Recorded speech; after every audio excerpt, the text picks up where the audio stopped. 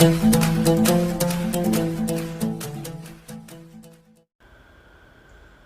सभी लोगों का स्वागत है आपके अपने YouTube channel future online classes में। और आज हम आप सभी लोगों को पेपर आपके जो है F2 से रिलेटेड जो है यूनिट 5 को देखने वाले हैं। सबसे पहले मैं आपको बता दूं कि जो आपका पेपर F2 है इसमें आपको बचपन और बाल विकास के बारे में पढ़ना है। और सबसे पहले सभी को गुड आफ्टरनून। और क्योंकि यह वीडियो जो है पहले ही रिकॉर्ड हो रहा है और आप सभी लोग जो है शाम में देख रहे हैं, तो गुड आफ्टरनून और गुड इवनिंग सभी दोनों को। क्योंकि बारिश होने की वजह से जो है हमारा वाईफाई कनेक्शन जो है टूट चुका है, जिसकी वजह से दिक्कत हो रही है। तो मैं पहले ही क्लास को रिकॉर्ड कर लिया हूँ ताकि आपको दिक्कत नहीं हो, परेशानी नहीं हो। और मैं आपको बता दूं कि इस यूनिट में आपको जो है बच्चे और व्यक्तित्व विकास के बारे में जानना है कि बच्चे का जो व्यक्तित्व विकास होता है वह कैसे होता है, उसके ऊपर हम बात करेंगे। क्योंकि मैं आप सभी लोगों का क्लास जो है डिस्टर्ब नहीं होना चाहता हूँ, लेकिन कुछ प्रॉब्लम है, इशू है, जिसकी वजह से जो है मैं 2 दिनों से जो है आप सभी के समक्ष जो है लाइव नहीं आ पाया हूँ। लेकिन मैं कल जो है ज़रूर लाइव आऊँगा। आज तो दिक्कत आ रही है। तो हम सबसे पहले बात करने वाले हैं इसके पॉइंट 1 की। तो पॉइंट 1 में हम बात करेंगे व्यक्तित्व विकास के विभिन्न आयाम एडिक्शन के सिद्धांत का विशेषण संबंध के ऊपर बात करेंगे, यानी कि विश्लेषण संबंध की या विशेषण संबंध के ऊपर बात करेंगे। तो व्यक्तित्व के विकास के जो विभिन्न आयाम हैं और जो आपका एडिक्शन के सिद्धांत हैं उसकी विशेषता क्या है, उसके ऊपर हम बात करेंगे। तो यहाँ पर सबसे पहले हम जानेंगे कि आपका जो है व्यक्तित्व विकास क्या होता है। सबसे पहले हम जानने का प्रयास करेंगे कि जो आपका व्यक्तित्व विकास है वह किसे कहते हैं। तो मैं आपको बता दूं कि प्रत्येक व्यक्ति में कुछ विशेष गुण या विशेषता होती है।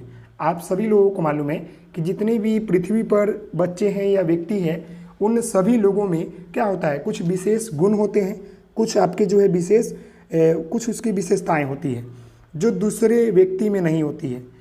इसी गुणों एवं विशेषताओं के कारण ही प्रत्येक व्यक्ति एक दूसरे से भिन्न होता है। व्यक्ति के इन गुणों का समुच्चय ही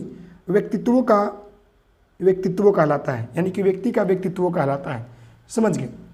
यानी कहने का मतलब है कि प्रत्येक व्यक्ति में कुछ विशेष गुण या विशेषता होती है जो दूसरे व्यक्ति में नहीं होती है। इन्हीं गुणों एवं विशेषताओं के कारण ही प्रत्येक व्यक्ति एक दूसरे से भिन्न होता है और व्यक्ति के इन गुणों का समुचित जो आपका विकास है वही आपका जो है वो क्या होता है, आपका व्यक्तित्व कहलाता है। आप सभी लोग इसको जानते हैं भली भांति। अब हम जो व्यक्तित्व विकास कहने का मतलब है कि किसी भी व्यक्ति के जो है क्या होता है, मतलब कि उसके गुण का, उसके व्यवहार का विकास। जैसे कि आप सभी लोगों को मालूम है कि प्रत्येक व्यक्ति में जो है उनका व्यवहार और उनका गुण जो होता है और उनकी विशेषताएं जो होती है अलग अलग होता है। कोई जो होता है, देखते हैं, कोई व्यक्ति जो होता है जल्दी रो देता है। हम बात कर ले एग्जाम्पल में, तो कोई व्यक्ति जल्दी रो देता है, लेकिन कोई व्यक्ति क्या होता है, उतना दुख दर्द सहने के बाद भी जो है वो एक भी जो है बूंद आंसू नहीं निकालता है। तो कहने का अर्थ है कि यहाँ 2 प्रकार के व्यक्ति है।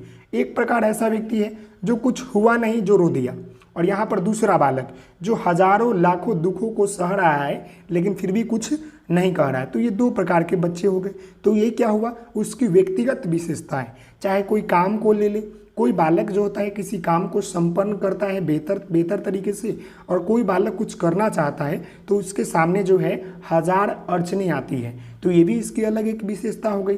कोई जल्दी कर लिया, कोई धीमा कर लिया, तो ये सभी क्या है, व्यक्तिगत उसकी विशेषता है। समझ गए? आगे हम बात करते हैं कि व्यक्तित्व विकास के महत्व की बात कर ले। व्यक्तित्व विकास कहने का मतलब है किसी व्यक्ति का संपूर्ण विकास, भावनात्मक, चारित्रिक, सर्वांगीण, ओवरऑल डेवलपमेंट की यहाँ पर बात होती है। जैसे कि देखिए, जीवन में सफलता प्राप्त करने के लिए व्यक्ति के व्यक्तित्व का काफ़ी महत्वपूर्ण होता है। सशक्त व्यक्तित्व का अर्थ है ऐसा व्यक्ति जिसके आत्मविश्वास, साहस और दूसरों को मात देने की क्षमता हो। लेकिन जो कोई भी अपने व्यक्तित्व के विकास पर ध्यान केंद्रित करता है उसे सकारात्मक या अच्छे गुणों का विकास करने का लक्ष्य रखना चाहिए। यानी कहने का मतलब है कि व्यक्तित्व विकास कहने का मतलब है कि जो व्यक्ति जो होता है अपने व्यक्तित्व विकास को काफ़ी महत्व देता है, अपने व्यक्तित्व विकास के ऊपर ध्यान रखता है, तो दूसरों की अपेक्षा उसकी क्या होती है, आत्मविश्वास, साहस और उसके सोचने समझने और कार्य करने की जो क्षमता होता है वह विकसित होता है। समझ गए? जैसे कि आप सभी लोग जानते हैं कि सकारात्मक या अच्छे गुणों को विकसित करना ही जो है किसी व्यक्ति का व्यक्तित्व विकास होता है। जब आप अपने व्यक्तित्व की विकास करते हैं तो आप अच्छा सोचते हैं, अच्छा समझते हैं, अच्छा बोलते हैं, अच्छा व्यवहार करते हैं। यह आपका क्या है? व्यक्तित्व विकास है। तो यह जो है आपका व्यक्तित्व विकास का महत्व है। अब हम आगे बात करेंगे आपके कि एडिक्सन के सिद्धांत का विश्लेषण करेंगे कि एडिक्सन के सिद्धांत ने जो है व्यक्तित्व विकास के विभिन्न आयामों को कैसे जो है प्रतिपादित किया है, इसके ऊपर हम बात कर लेते हैं। तो यहाँ पर आप देख सकते हैं कि एडिक्सन के सिद्धांत का विश्लेषण हम करेंगे। एडिक्सन का सिद्धांत का हम विश्लेषण करेंगे, समझ रहे हैं? तो यहाँ पर देखिए, एरिक एडिक्सन एक प्रसिद्ध मनोवैज्ञानिक थे। इनका पूरा नाम क्या था? एरिक एडिक्सन, समझ गए? एक प्रसिद्ध मनोवैज्ञानिक थे जिसने मानव के संपूर्ण जीवन काल के सामान्य विकास का मनोसामाजिक सिद्धांत प्रतिपादित किया। मतलब कि इन्होंने जो है सामान्य विकास का यानी जीवन काल के सामान्य विकास का मनोसामाजिक सिद्धांत प्रतिपादित किया। एडिक्सन ने व्यक्तित्व विकास के लिए सामाजिक कारकों का महत्वपूर्ण बल दिया। उसने विकास के विभिन्न अवस्थाओं के नियत निर्धारक को स्थिरता और स्थायित्व में भिन्न है का संप्रत्यय विकसित किया। समझ रहे हैं? संप्रत्यय विकसित किया। आगे हम बात करते हैं। तो आगे यहाँ पर आपका है कि एडिक्सन ने भी फ्रायड की तरह, जो आपके फ्रायड एक मनोवैज्ञानिक थे, इनके तरह विकास का आधार जो है जैविक और लैंगिक माना, परंतु उनके फ्रायड के विकास सूची को सामाजिक आधार दे दिया। समझ गए कि वह जो विकास होता है वह सामाजिक आधार पर होता है। समझ रहे हैं? अगले हम बिंदु की बात कर लेंगे। तो यहाँ पर आपका क्या है? इनके सिद्धांत के अनुसार पूरा जीवन विकास के 8 चरणों से होकर जाता है। किनके? एडिक्सन के सिद्धांत के अनुसार कि जीवन के जो है 8 चरणों से होकर जाता है एवं प्रत्येक चरण में एक विशिष्ट विकासात्मक मानक होता है जिसकी पूरा करने में आने वाली समस्याओं का समाधान करने की आवश्यकता होती है। प्रत्येक चीज़ों की व्यवस्था करनी बहुत ज़रूरी है। इनके अनुसार जो एडिक्सन के सिद्धांत दिया, पूरे जीवन के विकास के 8 चरणों में इन्होंने प्रतिपादित किया कि टोटल 8 चरण जो होते हैं उसके अनुसार विकास जो होता है क्रम बाई क्रम जो होता है होते रहता है। ओके, तो आगे हम बढ़ते हैं। तो चलिए यहाँ पर ध्यान दीजिएगा। पहला आपका क्या है कि पहला आपका यहाँ पर है कि विश्वास बनाम अविश्वास, यानी कि ट्रस्ट वर्सेस मिसट्रस्ट, यानी कि आपके ऊपर विश्वास है या नहीं विश्वास है, इसके हम बात करेंगे, जो कि आपका जन्म से लेकर 18 या 17 वर्ष तक होता है। यह आपका पहला है टर्म है। देखिए, बच्चों को अपने माता पिता को देखकर उचित स्नेह व प्रेम मिलता है जो उनमें विश्वास का भाव विकसित करता है, तथा जब बच्चा माता पिता बच्चों को रोते बिखरते हुए चिल्लाती छोड़ जाते हैं तो उनमें जो है अविश्वास की भावना विकसित होती है। यानी कि विश्वास और अविश्वास कहने का अर्थ है कि जब माता पिता अपने बच्चों को देख रेख करते हैं, स्नेह देते हैं, प्यार देते हैं, तो जो बच्चा होता है उनके माता पिता के ऊपर जो है ज़्यादा विश्वास होता है कि हमारे माता पिता जो है बेहतर है। लेकिन जैसे जो है माता पिता जो है अपने बच्चों को छोड़ देते हैं तो उनके बच्चे जो होते हैं अपने माता पिता के ऊपर से ट्रस्ट जो होता है हट जाता है, विश्वास जो होता है वो खत्म हो जाता है। तो मेरा कहने का अर्थ है कि बच्चा जो होता है विश्वास की भूखा होता है, उसे आप विश्वास दिलाइए, उसे आप स्नेह और प्रेम दीजिए। तो ये आपका पहला क्या है? बिंदु है। 8 चरण की हम बात करेंगे तो ये पहला चरण है। आगे हम बात कर ले दूसरा चरण की। तो दूसरा चरण यहाँ पर है स्वतंत्रता बनाम लज्जाशीलता तथा शक, आत्मविश्वास बनाम लज्जा। यानी कि अब बालक जो होता है जब उनके स्नेह और प्रेम की जो है भावना उत्पन्न हो जाती है, अपने माता पिता के ऊपर ट्रस्ट आ जाता है, तो अब उन्हें जो है स्वतंत्रता चाहिए। तो समझ गए, इस अवस्था में बालक अपने आप जो है भोजन करना, कपड़े पहनना इत्यादि एक दूसरे पर निर्भर नहीं रहना चाहता है, वह स्वतंत्र रूप से कार्य करना चाहता है। दूसरी तरफ बहुत सख्त माता पिता बच्चों को साधारण कार्य करने पर डांटते हैं तथा इनकी क्षमता पर शक करते हैं, जिसके कारण बच्चे अपने अंदर जो है लज्जा महसूस करते हैं। समझ रहे हैं? तो इस अवस्था जो आपका स्वतंत्रता बनाम जो लज्जा वाली अवस्था है, यह आपका जो होता है इस ये आपका जो होता है 7 वर्षों से लेकर आपका 12 वर्षों तक होता है। समझ गए? जिस अवस्था में बालक चाहता है कि मैं खुद कार्य करूं, खुद भोजन खाऊं, खुद कपड़े पहनूं, और अगर मैं खुद नहीं करूंगा या दूसरा करेगा, दूसरे के ऊपर निर्भर नहीं रहना चाहता है। समझ गए? आगे बात करते हैं। तो आगे यहाँ पर आपका तीसरा बिंदु है कि पहल शक्ति बनाम दोषित, यानी कि इंटेटिव वर्सेस गिल्ट। यह जो होता है 3 से 5 वर्ष का होता है, समझ गए। अब यहाँ देखिए, यह बच्चों का प्राकृतिक स्कूल वर्ष होता है, यानी कि यह नेचुरल स्कूल होता है, प्री स्कूल ईयर होता है, तथा ये सभी अवधि बालक के पूर्ण आरंभिक बाल्य अवस्था की होती है। जब बालक की आरंभिक अवस्था आने वाली होती है उससे पहले की होती है। माता पिता बच्चों को जिंदगी के सभी क्षेत्रों में नए नए खोज करने की प्रेरणा देते हैं, तो इनके पहल की संज्ञा देते हैं, इससे पहले की संज्ञा देते हैं। और जब माता पिता पहल करने पर उनको आलोचनात्मक दंड देते हैं तथा बच्चों में दोष भावना उत्पन्न होती है। यानी कहने का मतलब है कि पहल शक्ति बनाम दोषित, यह बच्चों का प्राकृतिक स्कूल होता है, जहाँ पर बालक क्या होते हैं, जहाँ पर माता पिता बच्चों को जिंदगी के सभी क्षेत्रों में नए खोज करने की प्रेरणा देते हैं, तो इससे पहल की संज्ञा देते हैं, यानी सीखने की संज्ञा देते हैं। और जब माता पिता पहल करने पर उनकी आलोचना दंड देते हैं तो बच्चे में दोष भावना उत्पन्न होती है। यानी कहने का मतलब है कि बच्चा कुछ करना चाहता है तो उसे आप करने दें, माता पिता उसे डांटे नहीं, उसे थोड़ा सा फ्रीडम दें। अब मैं ये नहीं बोल रहा हूँ कि उसे गलत कार्य करने की अनुमति दे, यानी वो जो कुछ करना चाहता है, अपने जीवन में सफल होना चाहता है, उसे उस चीज़ में मन लग रहा है तो उसे करने दे। लेकिन वहाँ भी अगर माता पिता उसे डांट देंगे और प्यार नहीं करेंगे तो फिर दिक्कत होगी वहाँ पर, आप सभी लोगों को पता है। तो चलिए आगे बढ़ते हैं, तीसरा पहल था। चौथा यहाँ पर पहल आपका है कि परिश्रम बनाम हीनता। यहाँ पर देखिए, परिश्रम बनाम जो है हीनता की भावना हम यहाँ पर बात कर ले तो यहाँ पर क्या है, इस अवधि को उत्तर बाल्य अवस्था भी कहा जाता है, जब बच्चों में पहल से उत्पन्न नई अनुभूतियाँ मिलती है, जब वो अपनी ऊर्जा को नए ज्ञान अर्जित करने में लगाते हैं, इसे परिश्रम की संज्ञा दी गई है, समझ गए। यानी जब बालक जो है कुछ नए चीज़ों को खोजने में लगाता है, जब बालक जो है अपनी ऊर्जा को नए ज्ञान को अर्जित करने में लगाता है, वो आपका क्या है, परिश्रम बनाम हीनता है, समझ गए। आगे हम बात करते हैं कि अहम पहचान बनाम भूमिका संप्राहित समय, जो कि 12 से 18 वर्ष का होता है, समझ गए।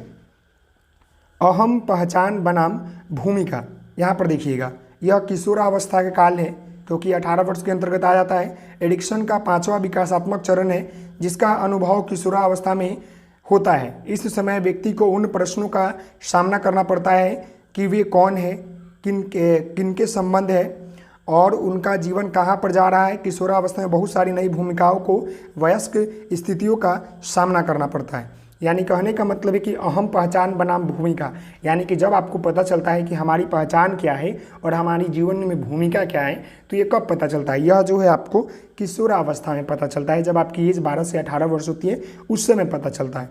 तो यह जो है काफ़ी इंपॉर्टेंट यहाँ पर आपका 5वां चरण है। एडिक्शन की बात कर ले। अब उसके बाद आपका क्या होता है, घनिष्ठ बनाम अलगाव। जैसे कि उसके बाद लोग जो होते हैं जब अपने आप को जान नहीं देते हैं तो उसके बाद शादी विवाह होती है, लोगों से घनिष्ठ संबंध बनता है, फिर उसके बाद वो चाहते हैं कि अब अलगाव की स्थिति हो। जैसे कि यह देखिए, यह आरंभिक वयस्क अवस्था युवा अवस्था की अवस्था होती है। इस अवस्था में एक दूसरे के साथ घनिष्ठ संबंध, पॉजिटिव रिलेशन बनता है।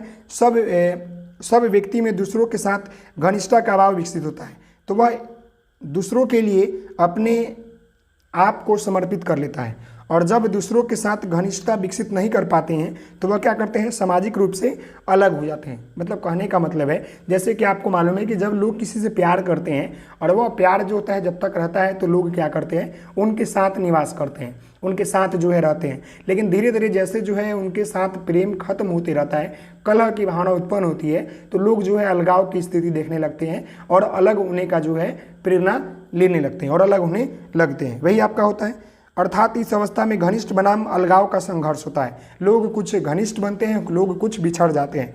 आगे हम यहाँ पर बात करेंगे 7वां नंबर, जो कि आपका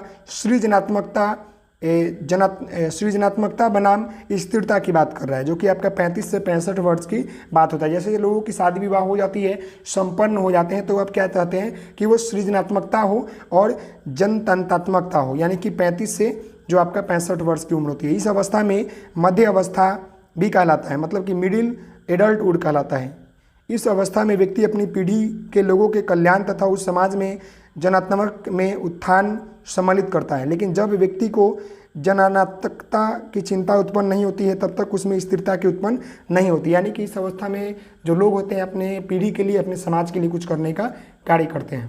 आगे हम बात कर ले तो आगे यहाँ पर आपका है कि देखिए असंपूर्णता बनाम नैर्स्य संपूर्णता बनाम, यानी कि जियो इंटेंसिटी वर्सेस डिस्पेयर, यानी कि 65 वर्ष के बाद होता है। इस अवस्था में 65 वर्ष के बाद से प्रारंभ होता है, मृत्यु तक यह क्या होता है, अवधि सम्मिलित होता है। समझ गए। इसे बुढ़ापा भी अवस्था कहा जाता है। इस अवस्था में व्यक्ति अपने पहले से समय को याद करता है, यानी कि जो बचपन होता है, जो उसका युवा अवस्था होता है, उसे वो याद करता है, उसे वो जानता है, वो उसे पहचानता है। समझ गए, क्लियर है। आगे हम बात करते हैं तो आगे यहाँ पर है कि उसे सभी अवस्थाओं की जिम्मेदारियां घनात्मक रूप से पूर्ण की है या नहीं। अगर परिणात्मक घनात्मक होता है तो संपूर्णता का भाव विकसित होता है, और अगर परिणात्मक ऋणात्मक होता है तो नैर्सर्यता का भाव उत्पन्न होता है, यानी कि वो जीवन में अपना क्या बेहतर किया, क्या बुरा किया, वो जानता है और पहचानता है। क्लियर है। आगे हम यहाँ पर बात कर लेते हैं अब हम पॉइंट नंबर 2 की जॉन बॉल्बी के सिद्धांत के ऊपर। जॉन बॉल्बी ने जो है आपको बच्चों के भावनात्मक और संवेगात्मक विकास के पहलू पर सिद्धांत दिया है। ये भी काफ़ी इंपॉर्टेंट है, समझने का प्रयास कीजिएगा। तो देखिए, जो आपका संज्ञानात्मक विकास होता है और जो आपका जो है संवेगात्मक और भावनात्मक विकास होता है, इसको समझने का हम लोग प्रयास करेंगे। और मैं आपको बता दूं, आज आपको क्लास जो है रिकॉर्डेड मिल रहा है, क्योंकि दिक्कत है इसलिए रिकॉर्डेड मिल रहा है। मैं नहीं चाहता कि आपका क्लास डिस्टर्ब हो। आज आपका जो है पेपर F2 भी कंप्लीट हो जाएगा। इसके बाद आपका केवल दो यूनिट बाकी रह जाएंगे आपका पेपर F1 का, जो कि मैं बहुत जल्द 1-2 दिन में करा दूंगा। तो आपका पूरा सिलेबस कंप्लीट हो जाएगा। और इसका लिंक जो है, इसका जो आपका PDF का लिंक हो या इसका आपका वीडियो का लिंक हो, आपको लिंक जो है टेलीग्राम और व्हाट्सएप ग्रुप में मिल जाएगा। ओके, तो सबसे पहले हम लोग जानने का यहाँ पर प्रयास करेंगे कि भावनात्मक विकास क्या होता है। भावना का मतलब आप समझते हैं ना। देखिए, वह विकास होता है जो शिशु को विभिन्न भावनाओं को समझने में मदद करता है। पहले दिन ही शिशु में भावनात्मक विकास देख सकते हैं। समझ गए। पहले दिन ही शिशु में जो है भावनात्मक विकास जो है आप देख सकते हैं। क्लियर है। क्योंकि वह कुछ अभिभावकों से सहज अनुभव करता है और कुछ से नहीं करता है। यानी कहने का मतलब है कि अगर आपकी भावना का विकास बेहतर हो, यानी कि आप किसी के दुख दर्द समस्या को समझ रहे हैं या नहीं समझ रहे हैं, तो ये जानना बेहद ज़रूरी है। और बालक जब जन्म लेता है ना, तो पहले दिन से ही वो अपनी भावनाओं को समझने का प्रयास करना शुरू कर देता है। वह विकास होता है जो शिशु को विभिन्न भावनाओं को समझने में मदद करता है, जैसे सुख हो गया, दुख हो गया, रोना हो गया, हंसना हो गया, ये सभी टर्म हो गए। जैसे कि मैं आपको बता दूं यहाँ पर एक एग्जाम्पल के तौर पर, यदि आपका परिवार जो है खुशहाल है, यदि आपका परिवार जो है हैप्पी है और प्रेम और शांति का प्रसार करता है, यानी कि मान लें कि आपके घर में जो है सभी लोग हंसते हैं, मुस्कुराते हैं, हैप्पी रहते हैं, प्रेम और प्रसार करते हैं, तो शिशु की जो भावना होगी ना, वो भी क्या होगा, अधिक जो होगा आत्मविश्वास अनुभव करेगा। और उसी प्रकार से यदि परिवार झगड़ा करने वाला होगा तो हमेशा तनावग्रस्त का माहौल होगा। अगर आपका परिवार जो है हमेशा झगड़ा करता है तो आपका परिवार हमेशा जो है तनावग्रस्त रहेगा, जिसके कारण क्या होगा कि शिशु जो बच्चा होंगे वह अंतर्मुखी बन जाएगा, यानी कि वो हमेशा नाराज रहेगा, हमेशा दुखी रहेगा। वही बात होती है। तो इसीलिए कहा गया है कि बच्चों की जो भावनात्मक विकास हो वह बेहतर होना चाहिए, ताकि बालक जो है वह किसी के दुख दर्द समस्या परेशानी को समझ सके। समझ गए। अब हम एक और यहाँ पर आपकी बात करेंगे, संवेगात्मक की बात कर लेंगे। तो संवेगात्मक यहाँ पर आपका जो होता है प्रेम किसे होता है कि संवेग कैसा है, दुख का, सुख का, दर्द का, प्रेम का, ये होता है। क्लियर है। आगे हम बात करने वाले हैं जॉन बॉल्बी के सिद्धांत के ऊपर बात करेंगे कि जॉन बॉल्बी के सिद्धांत जो है क्या है। तो यहाँ पर आप देख सकते हैं कि जॉन बॉल्बी का मानना था कि मानसिक स्वास्थ्य की स्थिति और व्यवहार संबंधित समस्याओं का कारण शुरुआती बचपन हो सकता है, क्योंकि बालक जब बचपन में रहता है तो उसका घर का माहौल, उसका पौष्टिक भोजन और उसका देख रेख अगर बेहतर तरीके से नहीं होगा तो उसका स्वास्थ्य जो होगा बेहतर तरीके से नहीं होगा, और उसका व्यवहार संबंधित समस्याओं का कारण जो है शुरुआती बचपन हो सकता है।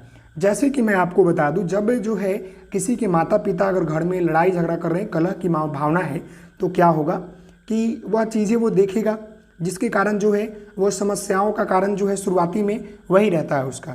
इन्होंने अपने लगाव के सिद्धांत में कहा कि हम जैविक रूप से दूसरे के साथ संबंध बनाने के लिए पूर्वक्रमिक हैं, ऑडियो हम जीवित रहने से मदद करते हैं। समझ गए। आगे हम बात करते हैं इनके खंड के 5 भागों के आरंभ में स्नेह के विकास की 4 अवस्थाएं बताई है। इन्होंने जो है खंड प्रथम में, ये खंड आपका जो है 3 इन्होंने खंड बताया है। यहाँ पर आपके जो जॉन बॉल्बी है इन्होंने अपने सिद्धांत में 3 खंड बताए हैं, उसके ऊपर हम बात करेंगे, एक एक खंड को समझने का प्रयास करेंगे। तो यहाँ पर आपके खंड 1 में बताया है कि 5 भागों में आरंभ के स्नेह के विकास की 4 अवस्थाएं बताई है। जैसे कि आपका अवस्था 1 बताया है कि आरंभ की इस अवस्था में नवजात बच्चा एक विशेष प्रकार के लोगों से व्यवहार करता है, पहचानता नहीं है, व्यक्ति की ओर मुड़ता है, आंखों से पीछा करता है, पकड़ना, पहुंचना, हंसना आदि। ये आपका स्टेज 1 है, यानी कि अवस्था 1 है जब बालक का है। ये कब है? ये आपका जॉन बॉल्बी के सिद्धांत का है, भावनात्मक। समझ गए? अब हम यहाँ पर स्टेज दूसरी की बात कर ले तो यहाँ पर आपका स्टेज दूसरा है उपयुक्त व्यवहारों और ज़्यादा प्रयोग परंतु माँ की तरफ विशेष ध्यान देना। यानी कि जैसे आपका स्टेज 2 होता है ना, तो इसमें बालक जो होता है अपने व्यवहारों को उपयुक्त करता है, ज़्यादा प्रयोग करता है, परंतु अपने माँ की तरफ जो है विशेष जो है ध्यान देता है। तो यह क्या होता है? आपका दूसरा अवस्था होता है।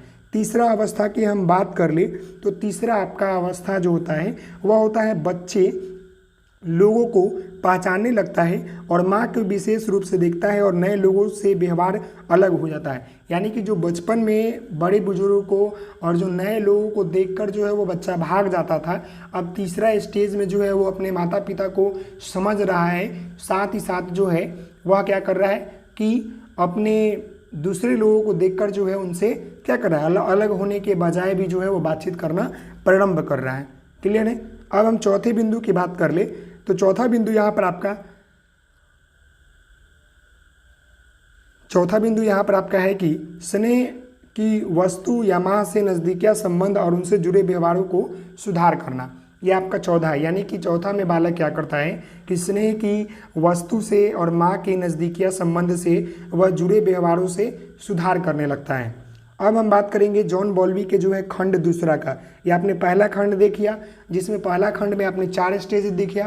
पहला स्टेज में जो है बालक जो होता है अपने माँ को जानता है, अपने बड़े बुजुर्ग को से दूर जाना भागना चाहता है, नए लोगों को देखते रहता है, टुकुर टुकुर हाथ पकड़ता है, ये होता है। दूसरा स्टेज में जो है वह प्रेम का भूखा रहता है, धीरे धीरे वो माता पिता उनका देखरेख करते हैं। तीसरा में वो धीरे धीरे वो आगे निकलता है, लोगों से बातचीत करना प्रारंभ करता है। चौथा में जो है वो जानना पहचानना प्रारंभ करता है। क्लियर है? आगे हम बात कर ले कि खंड 2 में बच्चों के उन सहज व्यवहारों पर विशेष ध्यान दिया गया है जो स्नेह की वस्तु से अलगाव के कारण पैदा होते हैं और साथ में ऐसी स्थितियां जिनमें स्नेह तंत्र कार्यान्वित होते हैं। बॉल्बी के अनुसार यह बच्चों के अलग अलग व्यक्तित्वों के विकास का आधार है। जैसे कुछ बच्चे डरपोक होते हैं और कुछ स्नेह से जुड़ी चिंता ज़्यादा होती है, जिसके अतिरिक्त बच्चे के सामान्य विकास में स्नेह के मजबूत आधार पर बल दिया जाता है। स्नेह के मजबूत आधार पर जो है बल दिया जाता है। क्लियर है? आगे हम बात कर लेते हैं बॉल्बी के खंड तीसरा का। तो बॉल्बी के खंड हम तीसरे की बात कर ले तो देखिए बॉल्बी के खंड 3 के शुरू में संज्ञान के उन प्रक्रियाओं का वर्णन जो सूचनाओं के अचेतन रूप से समायोजन में सहायता करता है और इनका आंतरिक कार्यकारी होता है प्रारूपों के विकास में विशेष महत्व बताया गया है। इस खंड में मुख्य धारा वयस्क व्यक्ति में शोक पर है और साथ ही साथ जो है स्नेह की वस्तु के विलोम या चले जाने पर व्यक्ति 4 अवस्थाओं से गुजरता है, स्नेह की वस्तु की तरफ और गुस्सा अवस्था और विनाश तथा पुनः संयोजक का प्रयास और उदासी। ये जो आपका 4 जो है आपका स्टेज है। क्लियर हो गया? आगे हम बात करते हैं जीन पियाजे के सिद्धांत के ऊपर। तो आप सभी लोग जो है इनके बारे में जानते हैं जीन पियाजे के सिद्धांत के ऊपर। जैसे कि आप सभी लोगों को मालूम है कि जीन पियाजे का जन्म जो है 1886 में स्विट्जरलैंड में हुआ था और ये संज्ञानात्मक विकास के सिद्धांत को प्रतिपादित किया था। साथ ही साथ जो है इन्होंने जो है नैतिक विकास में भी जो है अपनी योगदान जो है दिया था। इनके अनुसार बच्चों में बुद्धि का विकास उनके जन्म के साथ जुड़ा होता है। प्रत्येक बच्चा अपने जन्म के समय कुछ जन्मजात योग्यताओं के साथ जो है आता है, जैसे चूसना, देखना, वस्तुओं को पकड़ना आदि। ये सब जो है बच्चे जो होते हैं जन्मजात क्षमता होती है। मैं आगे बात करूँ यहाँ पर कि सर्वप्रथम संज्ञानात्मक का क्रमबद्ध व वैज्ञानिक अध्ययन स्विट्जरलैंड के प्रसिद्ध मनोवैज्ञानिक जीन पियाजे के द्वारा किया गया था। दूसरा यहाँ पर संज्ञान की हम बात कर ले, प्राणी का वह व्यापक और स्थायी ज्ञान जिससे वो वातावरण, उद्दीपन, जगत, बाहरी जगत और माध्यम से ग्रहण करता है। क्लियर है? अब हम यहाँ पर जानने का प्रयास करेंगे कि जीन पियाजे की 4 अवस्थाएं जो कि उन्होंने प्रतिपादित किया है उसके ऊपर बात कर ले। तो पहला है आपका संवेदी पेशी अवस्थाएं जो कि 0 से 2 वर्ष का होता है। दूसरा आपका पूर्व संक्रियात्मक अवस्थाएं जो कि 2 से 6 वर्ष का होता है। तीसरा आपका मूर्त संक्रियात्मक अवस्थाएं जो कि आपका 6 से 11 वर्ष का होता है। आगे हम यहाँ पर बात कर ले आपके चौथा जो कि औपचारिक संक्रियात्मक अवस्थाएं जो कि आपका 11 से 15 वर्ष का होता है। आगे हम यहाँ पर बात करेंगे संवेदी पेशी अवस्था जो कि आपका 0 से 2 वर्ष का होता है। पहला यह आपका स्टेज है और इसमें जानने का प्रयास करेंगे।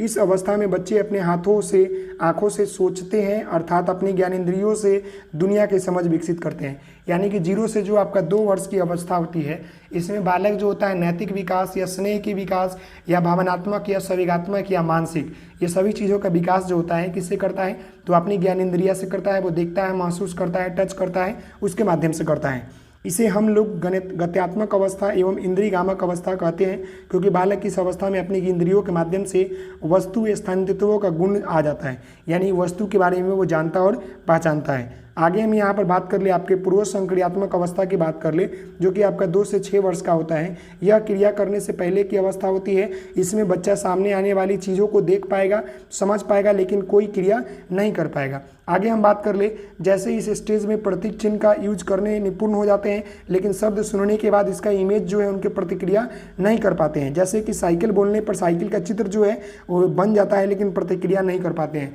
यानी कि इस स्टेज में बालक जो होते हैं चिन्ह का प्रयोग करना शुरू कर देते हैं, चीज़ों को जानना शुरू कर देते हैं, लेकिन अगर उनके मतलब सामने साइकिल बोलिएगा तो साइकिल समझेंगे लेकिन उसका चित्र भी बनेगा, लेकिन वो प्रतिक्रिया नहीं दे पाएंगे कि क्या होता है। समझ रहे हैं क्या होता है। आगे बढ़ते हैं तो आगे हम यहाँ पर देखते हैं कि इस अवस्था में बच्चे को लगता है कि जैसे हम सोचते हैं वैसे ही सारी दुनिया सोचती है, और साथ ही साथ इसमें केंद्रीयकरण का गुना आ जाता है, अपलटावी गुना नहीं आ जाता है, मतलब कि अपलटावी का गुण नहीं आता है, गुण होगा, गुण नहीं आता है।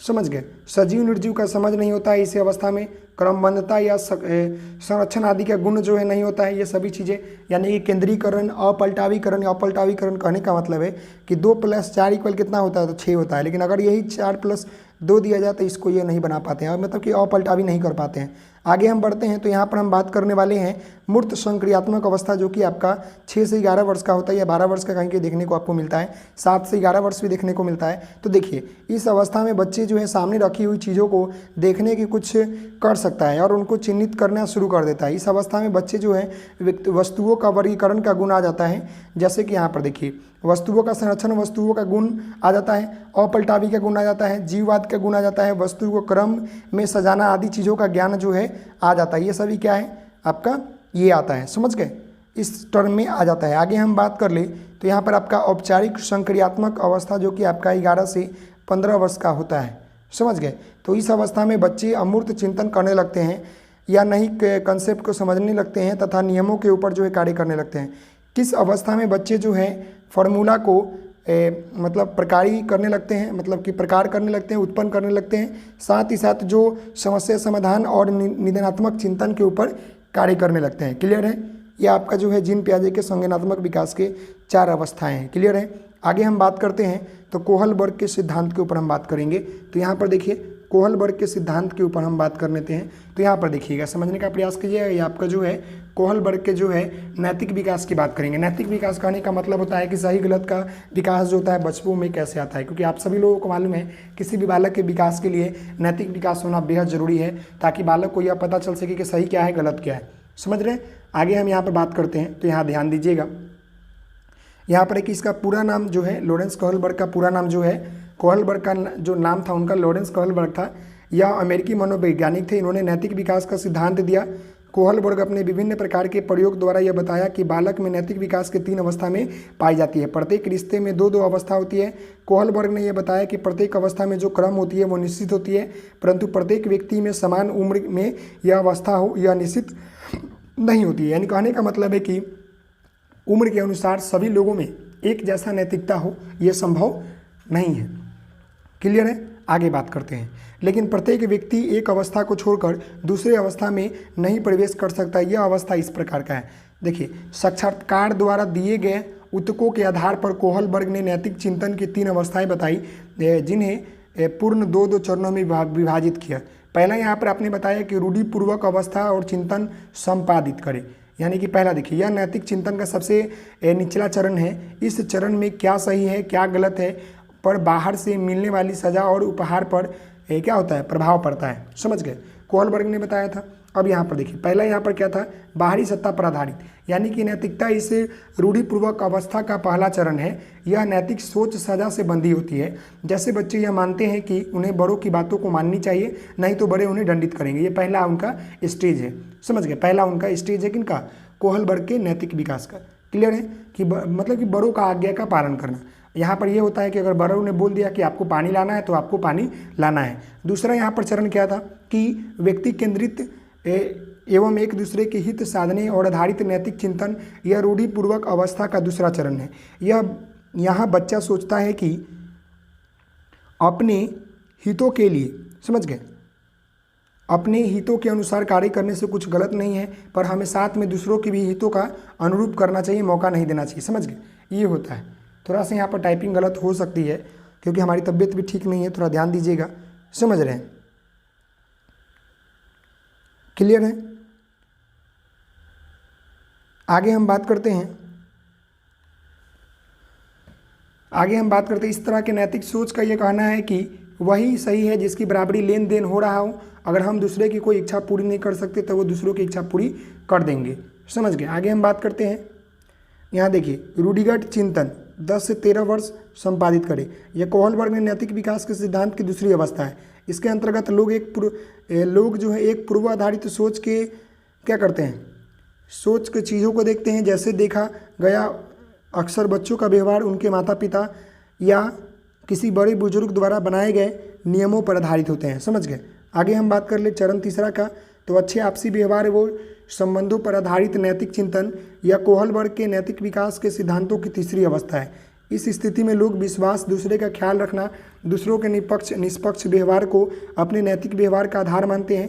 बच्चे और युवा अपने माता पिता द्वारा निर्धारित किए गए नैतिक विकास के मापदंडों को अपनाते हैं। जैसे उनके माता पिता नज़र अच्छा एक लड़का और एक अच्छा लड़की बनने का प्रयास करते हैं। समझ गए, क्लियर है। आगे हम बात कर ले तो सामाजिक व्यवस्था बनाए पर आधारित नैतिक चिंतन। ये आपका चौथा क्या है, सामाजिक व्यवस्था बनाए रखने पर नैतिक चिंतन। यह कोहलबर्ग के सिद्धांत की चौथी अवस्था है। इसके स्थिति में लोग के नैतिक विकास की अवस्था क्या होता है, सामाजिक आदेश, कानून, न्याय और कर्तव्यों पर आधारित होता है। जैसे किशोर सोचते हैं कि समाज अच्छे से चले, इसके लिए कानून के द्वारा बनाए गए दायरे के अंदर ही रहना चाहिए। समझ गए, आगे हम बात कर ले यहाँ पर तीसरा में रूढ़ि से ऊपर उठकर नैतिक चिंतन संपादित करें। यह कोहलबर्ग के नैतिक विकास के सिद्धांत की तीसरी अवस्था है। इस स्थिति में वैकल्पिक रास्ते खोजे जाते हैं और साथ ही साथ व्यक्तिगत नैतिक व्यवहार का रास्ता ढूंढा जाता है। आगे हम यहाँ पर पांचवा बात कर ले तो सामाजिक अनुबंधन, उपयोगिता और व्यक्तिगत अधिकारों पर आधारित नैतिक चिंतन। यह कोहलबर्ग के सिद्धांत की पांचवी अवस्था है। इस अवस्था में व्यक्ति यह सोचने लगता है कि मूल्य, सिद्धांत और अधिकार कानून में ऊपर हो सकते हैं। व्यक्ति वास्तविक सामाजिक की व्यवस्था का मूल्यांकन इस दृष्टि से करने लगता है कि वे किस तरह तक मूल्य अधिकारों की संरक्षण कर सकता है। समझ गए,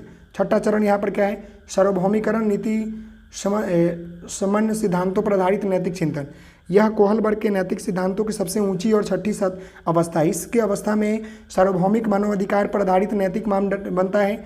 जब कोई व्यक्ति अंतरात्मा की आवाज़ से दृढ़ के बीच फंसा होता है तो वह व्यक्ति यह तर्क करता है कि अंतरात्मा की आवाज़ के साथ चलना चाहिए, चाहे वो नियम जोखिम से भरा क्यों ना हो। इसलिए उन्हें कुछ भी करने से पहले अपनी भावनाओं को और ज़िंदगी के बारे में सोचना चाहिए। समझ गए, कोहलबर्ग मानते हैं कि यह अवस्था एक क्रम के अनुसार चलता है और उम्र के साथ जुड़े होते हैं। 9 साल की उम्र में पहले यह बच्चे काम करते हैं और अधिकतर किशोर तीसरी अवस्था में सोच पाते हैं कि उन्हें दूसरी अवस्था में चौथी अवस्था के सोच विचार के कुछ लक्षण भी दिखाई दे सकते हैं।